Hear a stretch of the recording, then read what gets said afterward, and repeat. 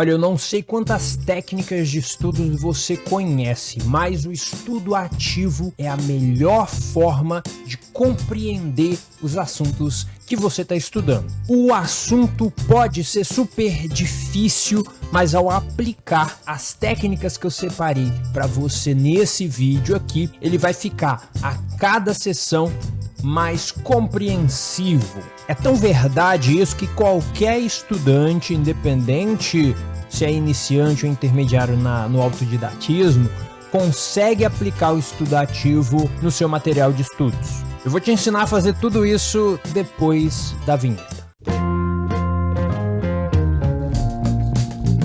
Fala estudante, tudo bom? Meu nome é Adriano, aqui da Autodidatas Academy, e nesse canal eu falo sobre como você consegue aprender melhor e mais rápido com as práticas autodidatas de estudos. Então, se esse assunto é interessante para você, considere se inscrever aqui no canal. Então a gente começa aqui com o nosso primeiro ponto, com o objetivo principal do vídeo de hoje, que é o quê? É que você aprenda o que é esse estudo ativo e, além disso, é claro, tenha um passo a passo adequado para implementar. Não basta saber o que é a coisa, é preciso implementar. Segundo ponto, existe o estudo ativo, então vai existir também o estudo passivo. Qual que é a diferença entre os dois e se essa diferença pode ou não nos ajudar a entender um pouco mais sobre esses dois conceitos. Então, para começar, algumas características do estudo passivo. Primeiro, baixo gasto de energia cognitiva. A pessoa está consumindo de maneira passiva. Imagina um estudante consumindo a aula de maneira passiva. Ele está sentado com a mão no queixo, olhando para o professor, balançando a cabeça, é isso aí. Ele consegue entender o que o cara está falando, ele consegue saber que o cara está falando sobre um assunto, sobre algumas ideias. E você está muito familiar com isso ao assistir filmes, ao assistir novelas. Pouquíssimas pessoas vão assistir um filme fazendo anotação. Pouquíssimas pessoas vão assistir novelas fazendo anotações. Eu ouvi falar, vi um vídeo review sobre isso, de um cara que assistia aquela série Dark com um bloco de notas, anotando ali algumas informações relacionadas aos personagens, porque ele não conseguia lembrar qual era a relação de um personagem com o outro e qual que era a relação dos personagens no plot da história. Mas isso é raríssimo de acontecer. Eu praticamente só fiz isso uma vez quando eu estava vendo um entretenimento super chato e complicado, mas interessante ao mesmo tempo. Então, como eu disse, isso é normalmente feito no estudo passivo. 2. O foco principal é em receber informações. Você é como se fosse um quadro, né? Você está recebendo dados, você está recebendo informação. Você não está projetando informações, você está recebendo informações. Tá? Isso no estudo passivo. E 3. As técnicas mais utilizadas é a digitação, a gravação de aulas. A pessoa está vendo um curso, vai lá gravar a aula, a escrita linear, então eu não estou necessariamente simplesmente com a mão no queixo observando, eu estou fazendo anotação, mas aí você vai olhar aquele caderno, é um balde de informação, de coisa escrita, que nem a pessoa nunca mais vai ler aquela informação. Vale mais a pena pegar o livro, que é bem mais escrito, bem melhor pesquisado, do que pegar o caderno dela para ler. E outra técnica que as pessoas não falam muito, que é a taquigrafia, que é o quê? A pessoa gasta um monte de tempo decorando alguns símbolos que representam palavras. Mas, por exemplo, no português, uma única palavra ou 2 ou 3 palavras resumem muita coisa. Então a pessoa, ela consegue em poucas linhas anotar informações, anotar conteúdos de parágrafos, tá certo? Então é como se a pessoa pegasse 5.000 palavras e criasse um código para transformar as 5.000 palavras em 100 palavras, digamos. E aí ela anota 100 palavras com a rapidez muito maior, tá? Mas você percebeu que tudo isso que eu falei, esses 3 pontos aqui, tem a ver com isso daqui, ó, baixo gasto de energia cognitiva? É muito difícil pensar quando você está dentro de uma história. Se você pensar demais, você para de sentir a emoção que a história está tentando te passar. Você para de ser levado, que é algo essencial, né, no entretenimento bacana. Então, no estudo passivo é basicamente a mesma coisa. Você ri quando a pessoa conta uma piada, você vai sendo levado, vai sendo carregado. Mas as coisas não acontecem assim no estudo ativo. No estudo ativo, as coisas são um pouco diferentes. Existe um desejo, olha só, um desejo seu de pensar sobre o que está sendo estudado durante o consumo. Ou seja, existe um gasto cognitivo, existe um engajamento entre a pessoa estudando e o material de estudos. Não é simplesmente leitura, não é simplesmente assistir, não é simplesmente ouvir. Existe um engajamento. Eu até tomo cuidado para não falar, a pessoa toma nota, a pessoa faz anotação. Não é simplesmente assim. É você parar e pensar com você mesmo.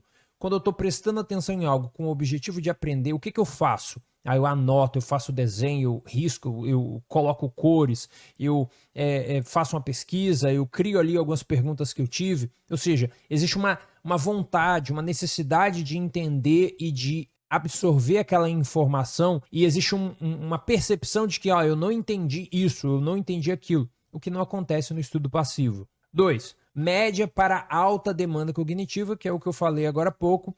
Isso daqui é importante. Quando você raciocina muito durante as sessões de estudos, é comum a pessoa ficar um pouco cansada, tá? Então, por isso que eu falo, 2 horas é o melhor tempo ali diário para você estudar, se você tiver essas 2 horas.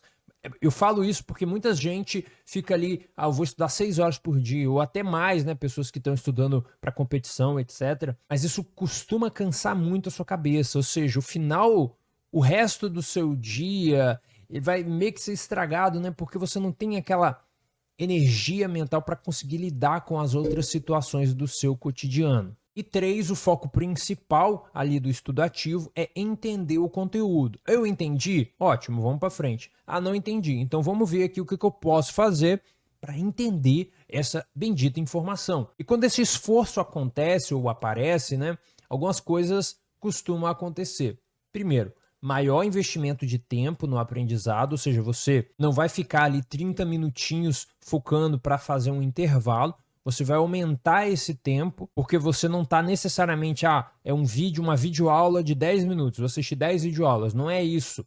A videoaula não é mais importante. A leitura do capítulo não é mais importante. O que é mais importante é a resolução de uma questão. O que é mais importante é a compreensão de um tópico. E esse primeiro ponto faz nascer a necessidade de usar blocos de tempo cada vez maiores, chegando ali até os 90 minutos, e aumentar o seu grau de familiaridade. Isso daqui pode ser algo ruim, mas nesse caso aqui é algo bom. Por quê? Porque quando você tem muita coisa para aprender, é importante você já começar a construir uma sessão de familiaridade antes de consumir a informação. E você faz isso através de um consumo mais passivo, né, de informações ao longo do seu dia, mas isso aí é um assunto para talvez um outro vídeo. Um exemplo que eu posso dar aqui é, por exemplo, quarta-feira, de 9 às 10 da manhã, eu vou estudar matrizes. Olha só, você tem um bloco ali de 1 hora e meia e um objetivo principal, matrizes.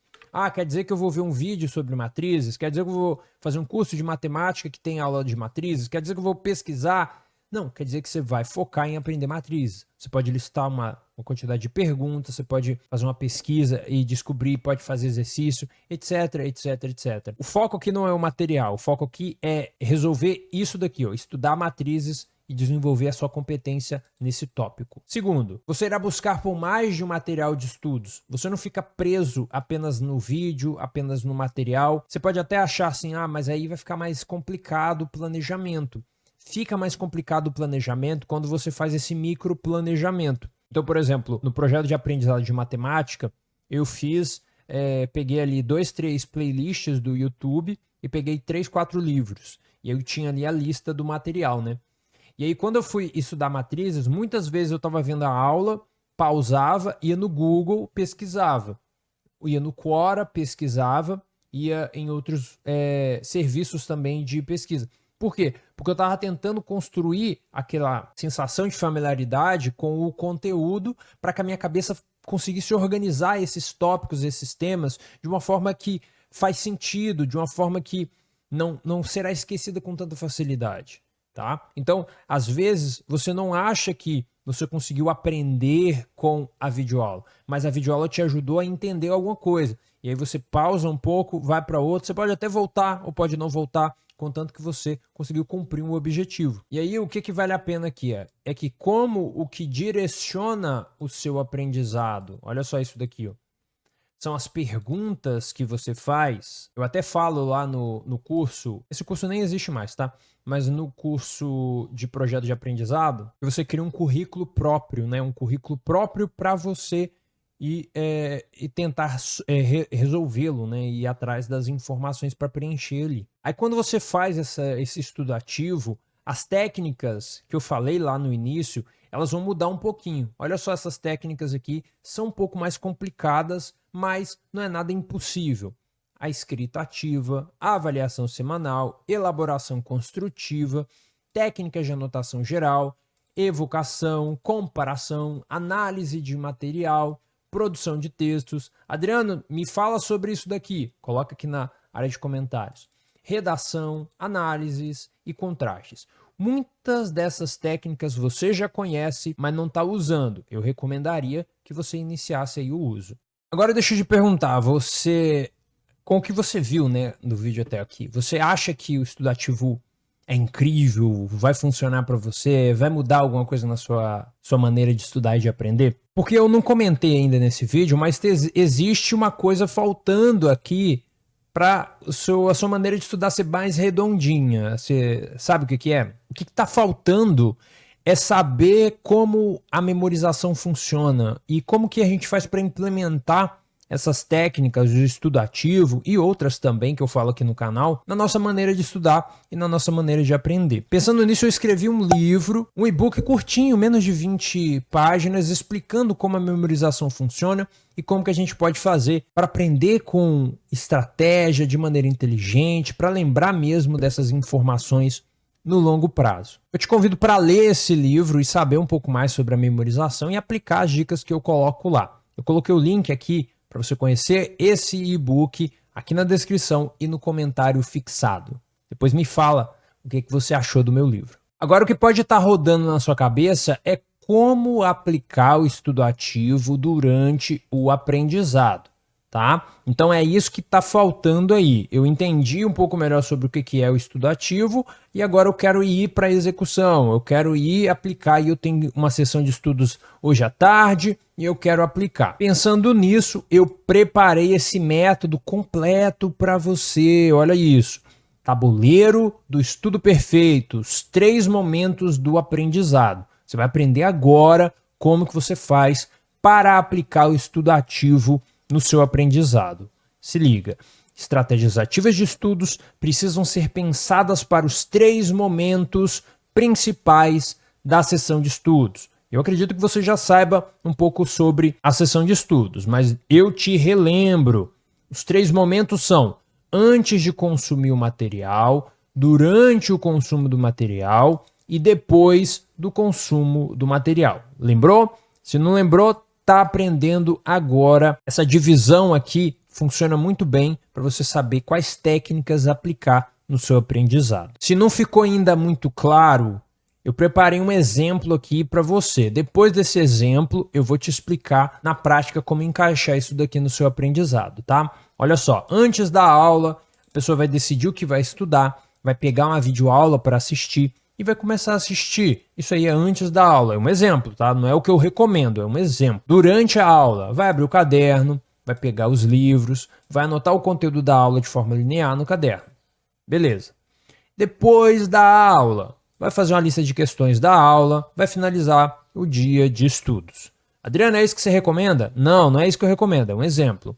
Agora preste atenção. Eu vou te recomendar um método da sessão de estudos que pode mudar a sua forma de aprender daqui para frente. Por que vai mudar? Vai mudar se você aplicar hoje, se você aplicar amanhã, se você aplicar depois da manhã.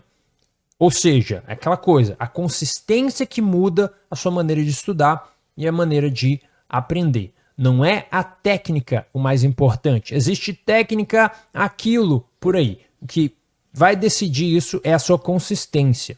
E o seu trabalho vai ser principalmente se esforçar para implementar o passo a passo que eu te passar aqui. E às vezes até modificar uma coisa aqui, uma coisa ali, mas de novo, se modificar, anota na sua lista ali para saber o que você tem que fazer na sequência que você deve fazer. Mas antes de continuar, só um recado. Tá gostando? Tá curtindo? Quer mais vídeos como esse? Curta o vídeo aqui abaixo, tá? tiver dúvida também, coloca lá na área de comentários que eu te respondo com uma dica exclusiva para o seu problema, para a sua situação. Tá certo? Então prepare o print e vamos aqui para a sequência que eu recomendo. Olha só, antes da aula, leia as anotações realizadas no dia anterior ou na sessão anterior.